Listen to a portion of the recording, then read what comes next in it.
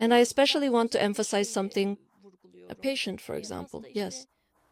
Okay, we've diagnosed Alzheimer's. So now they shouldn't do this job, they shouldn't do anything at all. Let's do the housework ourselves. We don't want this either. We want patients to be as involved as possible.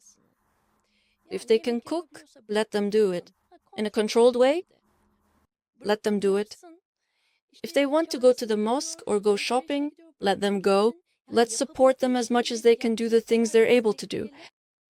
This is what we want. Okay, so they've become ill. Let my mother or father just sit at home now. Let us do everything for them. These are the things that make these patients deteriorate more quickly.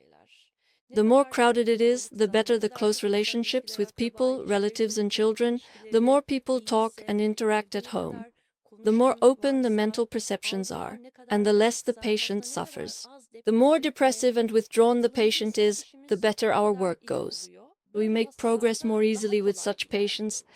We make more positive progress, but if the patient is introverted, no one talks, there are no visitors, no stimulation, no television, no music, no one coming or going to the house. These patients can deteriorate very quickly.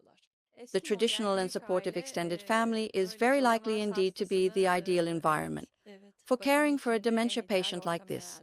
So, is it possible for us not to get dementia? What can we do, I wonder? Let's touch on that topic as well. Because patients ask us that a lot. Maybe they ask you too. You know, my mom has it, my dad has it, I hope I don't get it too. Wonder if I have it too. Maybe you see more early onset cases. Why am I forgetting things? Am I going to be like that too? Maybe we can touch on that as well.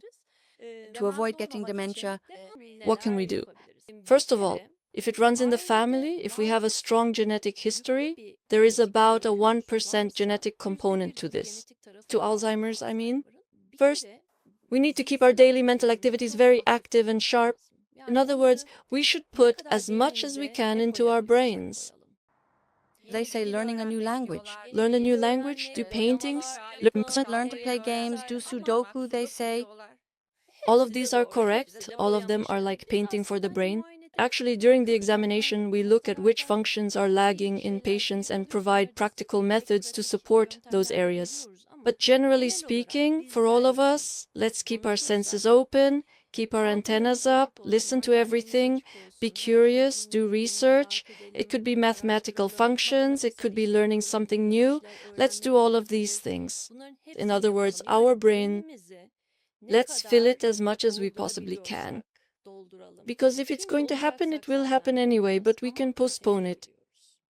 So instead of it happening at age 70, maybe we can push it to 80, or instead of 80, maybe to 90. The more we activate our brain cells, fill them with new things, and get our inactive brain cells working, that's why this is what I recommend the most.